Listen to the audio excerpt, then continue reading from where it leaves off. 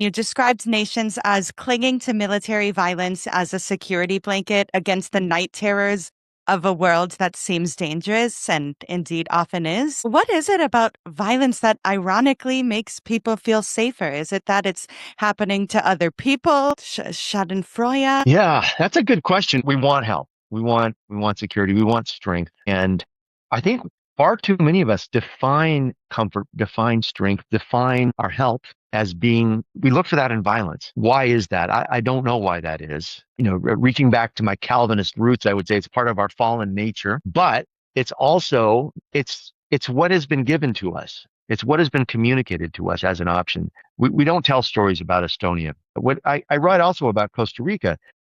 Costa Rica is a country without a military. And when the United States built military bases in Costa Rica for the Nicaraguan Contras, an invasion of Costa Ricans' territory. It was an affront to their sovereignty. And they didn't have a military. They couldn't do anything about it. So their president, Oscar Arias, got together with all of the other presidents of Central America, and they came up with a peace plan that didn't involve the United States, the Soviet Union, or Cuba, which was brilliant. But we don't tell that story. In fact, it's a good thing I speak Spanish because in order to learn about it, in order to read scholarly articles and journal articles about the Esquipulas Accords, I had to read them in Spanish.